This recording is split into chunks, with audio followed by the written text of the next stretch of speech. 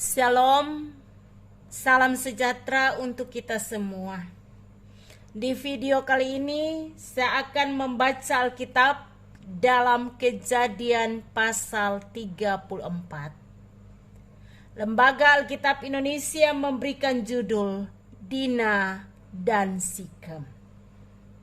Pada suatu kali pergilah Dina, anak perempuan Lea yang dilahirkannya bagi Yakub, mengunjungi perempuan-perempuan di negeri itu. Ketika itu terlihatlah ia oleh Sikem, anak Hemor, orang Hewi, raja negeri itu. Lalu Dina itu dilarikannya dan diperkosanya. Tetapi terikatlah hatinya kepada Dina, anak Yakub. Ia cinta kepada gadis itu, lalu menenangkan hati gadis itu. Sebab itu berkatalah Sikem kepada Hemor ayahnya, "Ambillah bagiku gadis ini untuk menjadi istriku." Kedengaranlah kepada Yakub bahwa Sikem mencemari Dina. Tetapi anak-anaknya ada di padang menjaga ternaknya. Jadi Yakub mendiamkan soal ini sampai mereka pulang. Lalu Hemor ayah Sikem pergi mendapatkan Yakub untuk membicarakan dengan dia.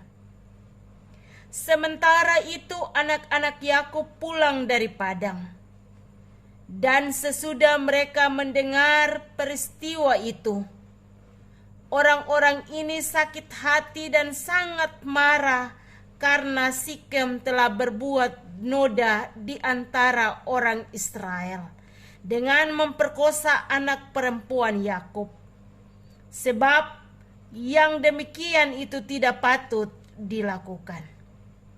Berbicaralah Hemor kepada mereka itu, "Hati Sikem anakku mengingini anakmu.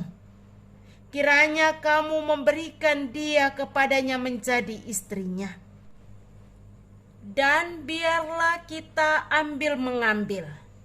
Berikanlah gadis-gadis kamu kepada kami, dan ambillah gadis-gadis kami.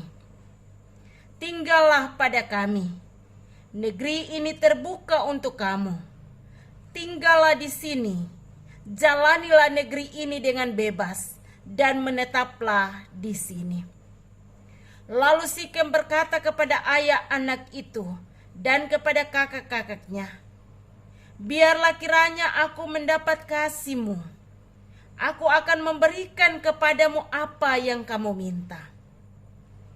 Walaupun kamu bebankan kepadaku uang jujuran dan uang mahar seberapa banyak pun, aku akan memberikan apa yang kamu minta.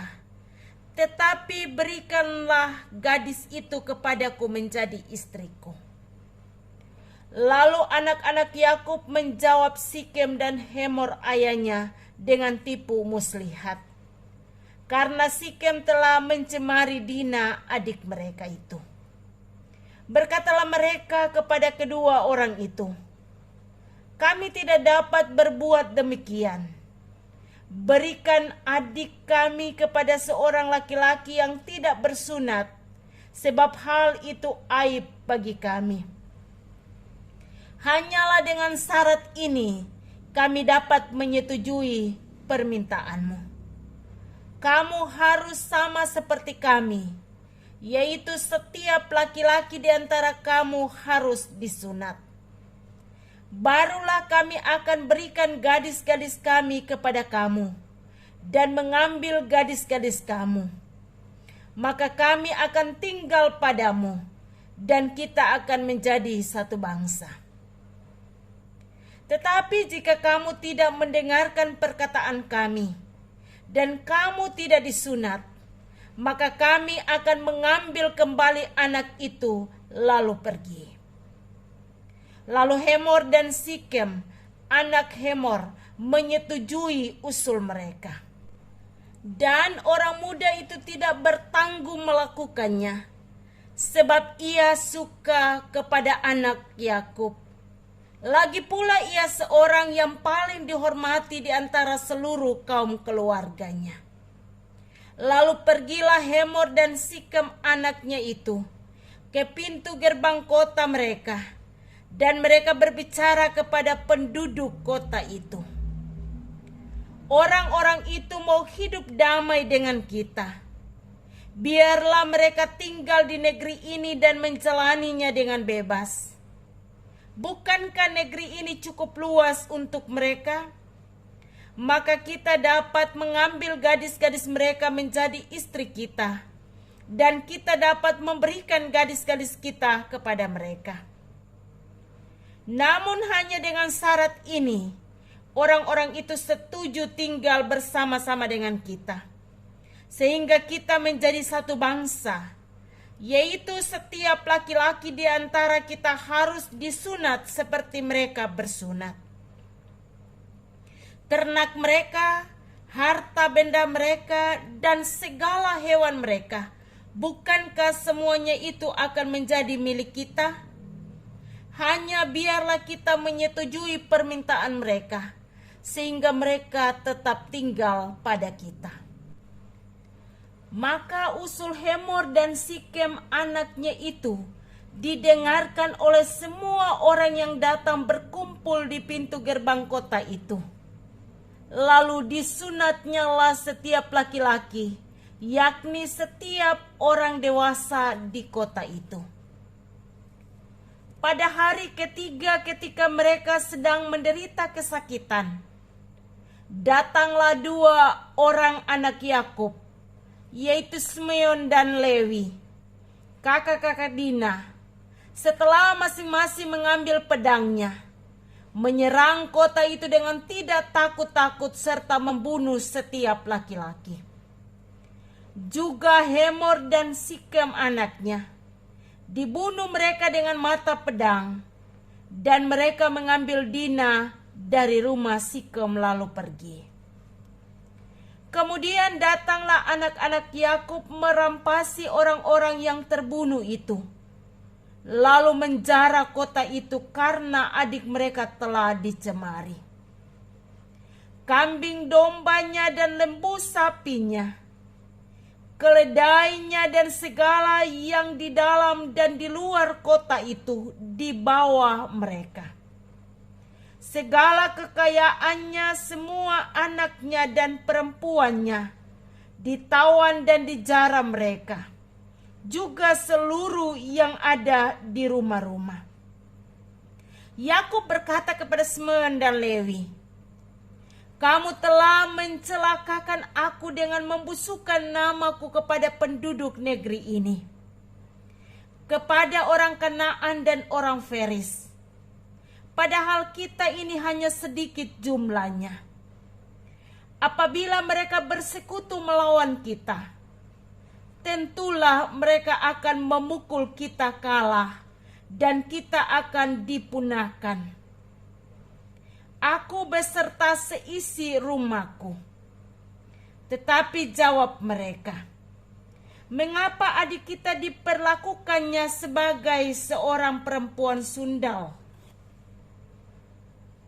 Allah berfirman kepada Yakub, "Bersiaplah, pergilah ke Betel, tinggallah di situ, dan buatlah di situ mezbah bagi Allah, yang telah menampakkan diri kepadamu ketika engkau lari dari Esau kakakmu."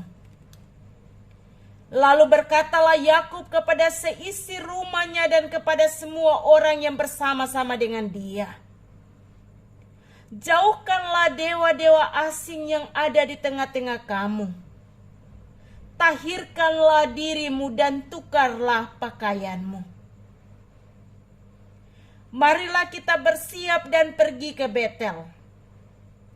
Aku akan membuat mezbah di situ bagi Allah, yang telah menjawab aku pada masa kesesakanku, dan yang telah menyertai aku di jalan yang kutempuh." Mereka menyerahkan kepada Yakub segala dewa asing yang dipunyai mereka, dan anting-anting yang ada pada telinga mereka. Lalu Yakub menanamnya di bawah pohon besar yang dekat Sikem. Sesudah itu berangkatlah mereka, dan kedahsyatan yang dari Allah meliputi kota-kota sekeliling mereka, sehingga anak-anak Yakub tidak dikejar. Lalu sampailah Yakub ke Luz yang di tanah Kanaan, yaitu Betel, ia dan semua orang yang bersama-sama dengan dia. Didirikannya lah mezbah di situ, dan dinamainyalah tempat itu El Betel, karena Allah telah menyatakan diri kepadanya di situ ketika ia lari terhadap kakaknya. Ketika Deborah inang pengasuh Ribka mati, dikuburkanlah ia di sebelah hilir Betel, di bawah pohon besar yang dinamai orang pohon besar penangisan. Setelah Yakub datang dari Padan Aram, maka Allah menampakkan diri pula kepadanya dan memberkati dia.